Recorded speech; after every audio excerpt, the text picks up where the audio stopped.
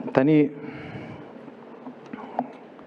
fatkeqësisht, këtu në këtë parlament, dhe jo vetëm, jemi mësuar të dëgjojmë akuza nga opozita, sidomos, po jo vetëm, për zyrtar të lartë, për ministra, për zëvendës kryeministra, për kryeministrin, për korupcion. Shpesh ka një qenë thjesht lidhje logjike, kur një tender prej 100 miliona euro i jepet një kompani offshore, logjikisht nuk është çmenduri të mendosh që këto para kanë shkuar drejt një kompani offshore, sepse pas kompanisë offshore mund të fshihet një ministër, një kryeministër apo një zyrtar i lartë. Por sot, në fakt, unë dua të flas për diçka që kanë parë të gjithë, e kanë të gjithë, nuk e di nëse përfaqësuesit e majorancës e kanë parë apo jo, po kemi një rast ku nuk ka nevojë të përdorim logjikën. Kemi faktet. Kemi faktet se si zëvendës kryeministrja ka përcaktuar fituesin e një gare, duke harxuar shumë se ç'duhet të harxhonin qytetarët shqiptar për të ndërtuar tunelin e Llogaras. Janë fakte. Dhe pastaj qytetarët shqiptar, kur të dëgjojnë faktet, mund të dalin vetë në konkluzion. Ju mund të thoni që s'ka gjë të keqe, ju duket normale, mund t'ju duket normale, por e ta gjykojnë qytetarët shqiptar. Tani, ka 3 momente kyçe të shpalljes së fituesit që janë shumë domethënëse dhe tregojnë qartësi se si zëvendës kryeministrja ka caktuar fituesin. Momenti i parë është kur Belinda Balluku i kërkon drejtorit të saj, në datën në fillim të shtatorit të 2021-shit, i kërkon t'i thot që t'i komunikoj vlerat e ofertave pas janë hapur ofertat. Dhe Berberi shkruan, i thot, në orën 12:20 i shkruan në telefon, i bën fotografi sistemit elektronik të prokurimeve, kështu komunikon zëvendës kryeministrja mes drejtorin e saj, nëpërmjet telefonit, dhe i dërgon ofertat. Një kompani ka ofruar 160 milion euro për të ndërtuar tunelin e Llogaras, një tjetër 180, një tjetër 189, një tjetër akoma 185 dhe kështu me radhë. Janë 5 ofertues. Zëvendës kryeministrja Balluku 30 minuta më vonë i thot, jo më falni, 14 minuta më vonë, pasi ka dëgjuar ofertat, i thot, sigurisht ky ka hyrë me një çmim skandal. E ka fjalën për atë që ka ofruar 10 milion më pak nga kompania që pastaj Belinda do shpalli fituese. Sigurisht ky ka hyrë skandal poshtë. Por nuk plotëson kushtet, sigurisht. 15 minuta pasi ka marrë ofertat, Belinda Balluku, zëvendës kryeministrja, thot, ai që ka ofruar 10 milion më pak, sigurisht thot nuk plotëson kushtet. Është këtu. Momenti i dytë është kur Berberi thot, sa ditë do ta lëm që të duket sikur po e mendojmë. Mos u merr me kohën, dëgjoj, janë milionat e qytetarëve. Mos u merr me kohën. Të shqetëson koha aty apo milionat? Ty të shqetëson koha apo dëgjoj milionat, ty s'të bën përshtypje. Po dëgjoj atë, dëgjoj me vëmendje, lëre kohën. Atëherë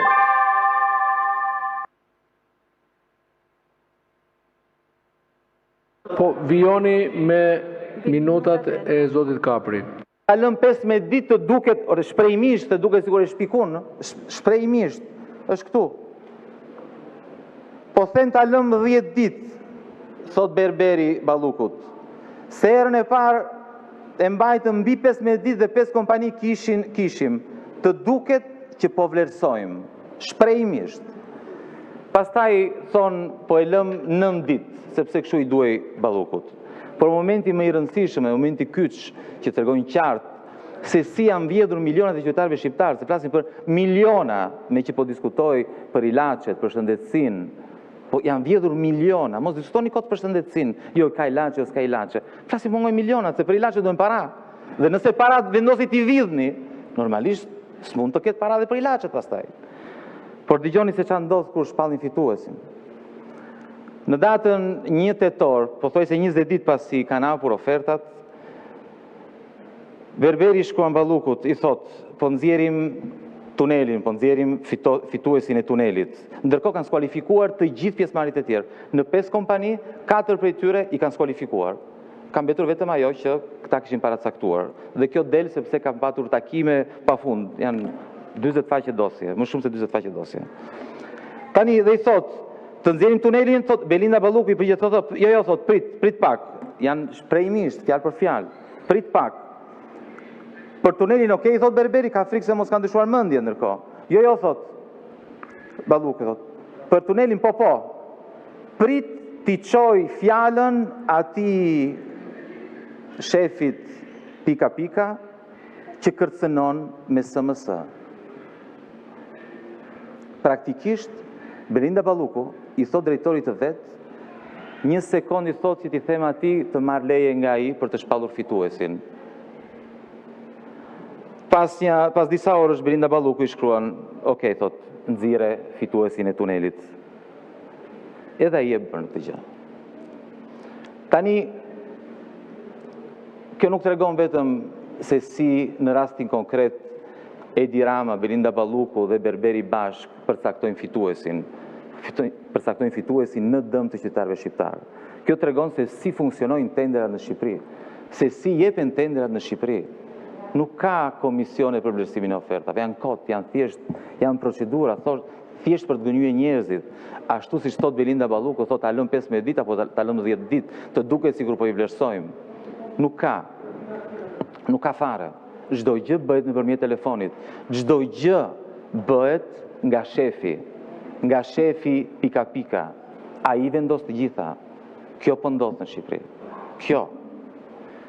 Tani shumë qytetarë që na ndjekin mund të thonë që po në fakt Agron tani e kuptove ti, ne dim të që Shqipëria është një nga më të korruptuara në Europë, ne i dim të gjëra. Po, është e vërtet.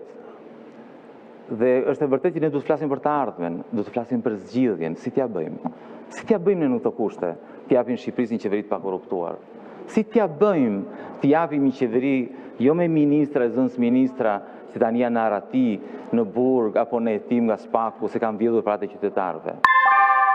Por kemi një problem shumë të madh, për të cilin askush nuk flet. Edhe ky problem shfaqet sidomos në këto momente. Milionat që vjedh Balluku, milionat që vjedh Edi Rama, nuk i përdor vetëm për pasuruar, për të ndryshuar jetën e saj, të familjarëve të saj, po i përdor sidomos për të fituar zgjedhjet. Dhe kjo është arsyeja pse ju jeni akoma në pushtet nga 2013.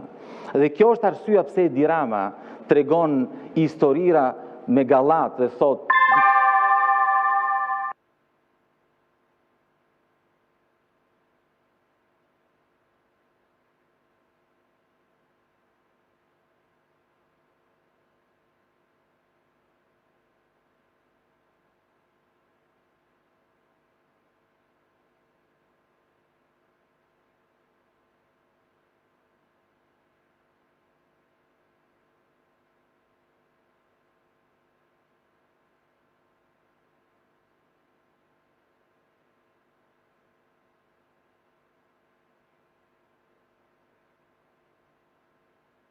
Faleminderit zoti Shehaj.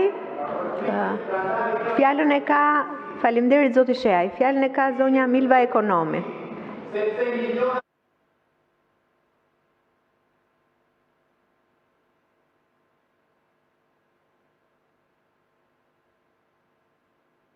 E kam deklaruar radhën, e ka zonja Milva Ekonomi. Ju lutem zoti Shehaj. Keni folur 10 minuta. Ju lutem zoti Shehaj.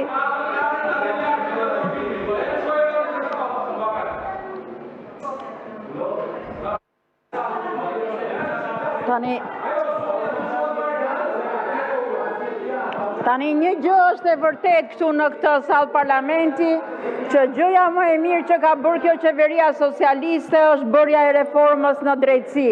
Dhe reforma në drejtësi ka qenë guri i themelit për të bërë shtetin e së drejtës dhe ka qenë ai besimi pse shqiptarët në 11 maj i dhan votën Partisë Socialiste. Po dhe ju Dhe ju, zoti Shehaj, po minoni pikërisht të gjë që ka bërë qeveria socialiste. Ju lutem, zoti Shehaj, ju lutem. Zoti Shehaj, ju tërheq vëmendjen.